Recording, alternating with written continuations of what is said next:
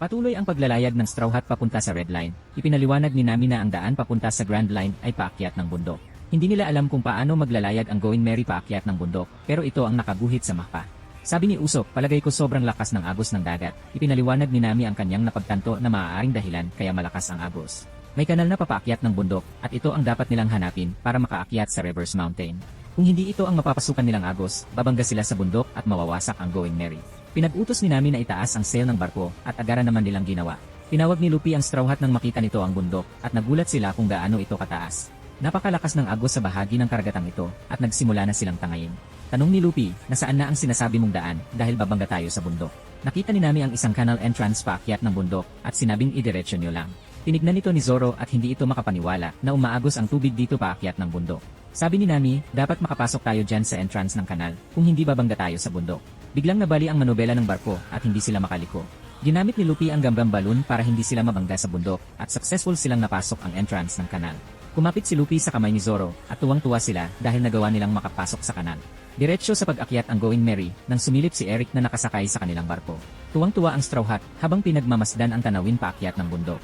Biglang lumabas si Eric at nag-umpisang magbanta sa kanilang buhay. Sinabi ni Sanji na kailangan may gawin sila kung hindi baka anong gawin nito sa barko. Ginamitan ni Nami ng forbidden trick si Eric at tumingin sa paanan nito.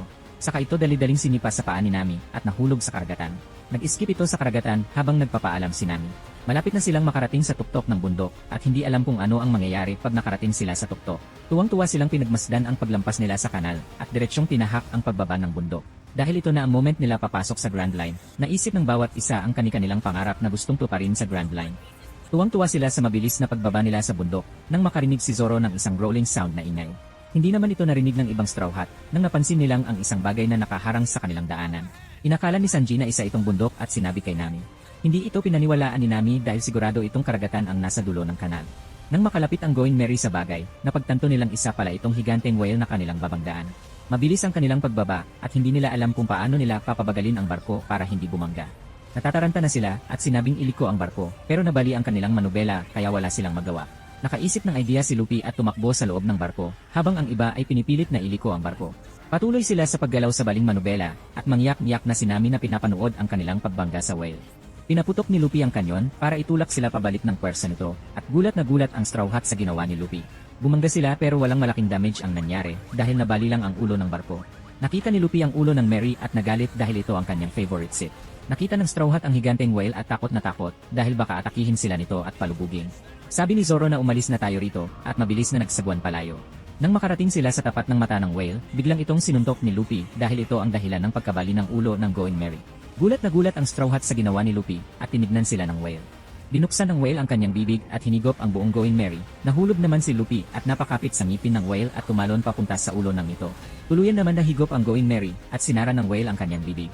Pinagsusuntok ni Luffy ang whale at sinabing iluwa ang kanyang mga kaibigan.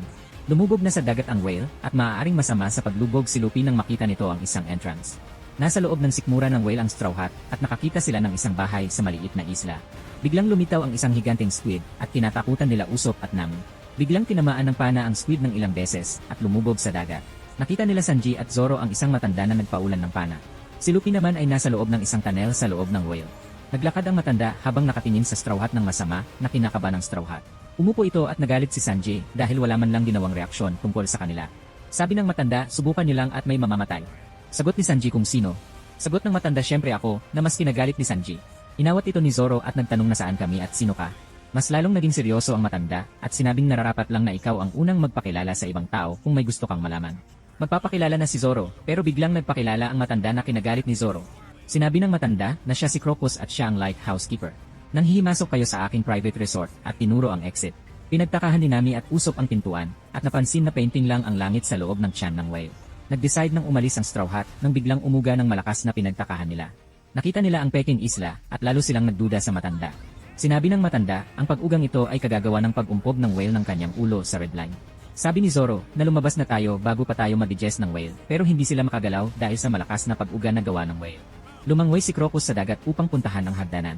Habang nasa tunnel si Luffy at nagpapakasunga. Lumabas naman si Mr. Nine at si Miss Wednesday. Ito pala ang mga tao na gustong pumatay sa whale at mula sa malayo narinig nila ang boses ni Luffy na paparating.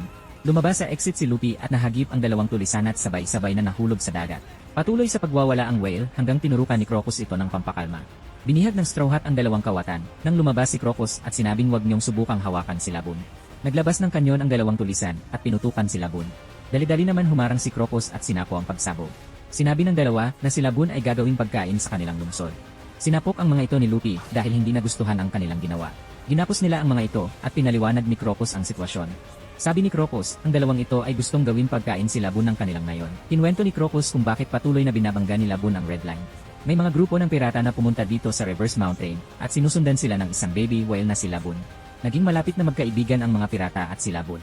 Pinakiusap sa akin ng mga pirata na alagaan muna si Labun dahil sila ay magpupunta sa Grand Line. Kinausap nila si Labun, masyadong delikado para sayo kung isasama ka namin sa Grand Line. Long taon kaming mawawala papunta ng Grand Line. Babalik kami agad dito pagkatapos namin ikutin ang Grand Line pangako. Huwag mong kakalimutan na hindi magbabago ang ating pagkakaibigan kahit na magkalayo pa tayo. Binigyan nila ng huling mensahe si Labun na maghintay ka lang dito kasama si Crocus at babalik din kami pangako. Umalis na ang mga pirata habang pinanghahawakan ni Labun ang kanilang pangako. 50 years ago na ang nakalipas pero hinihintay pa rin sila ni Labun. Laking gulat ng Straw Hat nang malaman na 50 years nang naghihintay si Labun. Nasa loob pa rin sila ng katawan ni Labun. Sinabi ni Crocus na isa siyang doktor at siya ang gumagamot at nangangalaga kay Labun. Sa loob ng katawan niya ginagamot si Labun dahil sobrang laki nito hindi niya kakayanin gamutin mula sa labas. Binuksan ni Crocus ang exit palabas sa katawan ni Labun at tuluyang nakalabas ang Going Merry mula sa katawan ni Labun. Nagising na si Miss Wednesday at Mr. Nine habang pinag-usapan ng Straw Hat kung ano na ang nangyari sa mga piratang kaibigan ni Labun. Sinabi ni Crocus na nabalitaan niyang nakaalis na sa Grand Line ang mga ito at inabandunan na lang nila si Labun. Naawa ang mga Straw Hat sa mga nalaman nila kay Labun na tanong ni Nami, bakit hindi mo sinabi kay Labun ang mga bagay na yan? Sagot ni Crocus, sinabi ko na sa kanya lahat ng impormasyon na nalaman ko pero hindi ito pinaniniwalaan ni Labun. Para kay Labun naniniwala pa rin siyang babalikan siya ng mga ito at pinipilit nitong wasakin ang Red Line. Dahil naniniwala siyang ito ang humahadlang para makita niya ulit ang kanyang mga kaibigan. Ang mga sugat ni Labun ay malalim pero ang sugat sa kanyang puso ay mas malalim na hindi ko kayang gamutin. Biglang tumakbo si Lupi papunta kay Labun at dala-dala ang kanilang sail. Pinarak ni Lupi ang kanilang sail sa sugat sa ulo ni Labun at mas lalong nagdugo ito. Nasaktan si Labun at ito ay nag-umpisang magwala. Galit na galit ang lahat sa ginawa ni Lupi kay Labun. Nagkakakawag si Labun para matanggal ang nakatarak sa kanyang ulo. Tumalon si Labun papunta sa lupa para pitpitin si Lupi na pinag-alala ni Crocus. Umatak ulit si Labun papunta kay Lupi pero sinuntok ito ni Lupi sa mata. Naka-counter-attack naman si Labun at tumilapon si Lupi. Nagpalitan ang pag-atake ang dalawa at nagkasukatan ng lakas.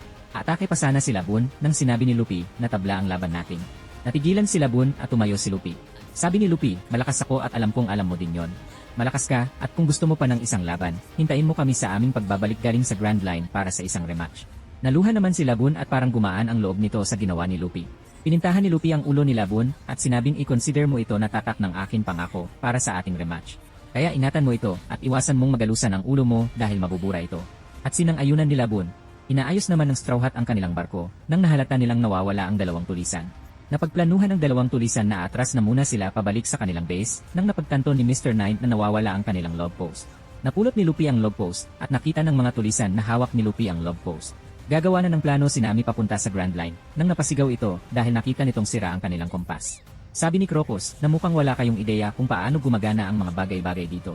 Nagpunta ba kayo dito para mamatay na pinagtakahan ng mga Straw Hat? Ipinaliwanag ni Crocus kung bakit hindi gumagana ang kompas sa Grand Line at sinabi nito na kakailangan ninyo ang log post para i-guide kayo. Sinabi ni Lupi na parang ganito ba at ipinakita ang log post na napulot nito. Tinigil muna ni Nami ang usapan nila ni Crocus at sinuntok si Lupi dahil hindi nito sinabi na meron siyang log post. Sinabi ni Lupi na napulot niya lang ito at maaaring galing ito sa dalawang tulisan. Kinuha ito ni Nami at pinagmasdan at nagpatuloy naman si Crocus sa pagpapaliwanag kung paano ito gumagana.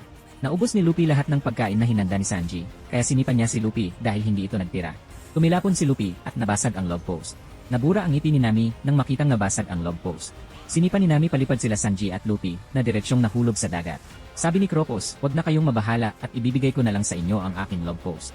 Inahon ni Labun ang apat na gunggong mula sa karagatan, bumangon si Sanji, at nagpaka-Prince Charming. Nakiusap ang dalawang tulisan na kung maaari ba silang ihatid ng Straw Hat sa Whiskey Peak, kung saan ang mga ito ay nakatira. Pinagtripa ni Nami ang dalawang tulisan tungkol sa log post nilang nasira. Si Lupi naman ay pumayag ng walang kaduda-duda sa mga ito. Pinigilan siya ni Usopp dahil hindi mapagkakatiwalaan ang mga ito. Pumayag pa rin si Lupi at sinabing maliit na bagay lang naman. Naghanda na ang Straw Hat sa paglalayag at nagpaalam na kay Crocus at kay Labun. Nag-roll naman si Labun para sa pagpapaalam sa Straw Hat. The One Piece is real! To see more, just press the subscribe button to be notified on YouTube.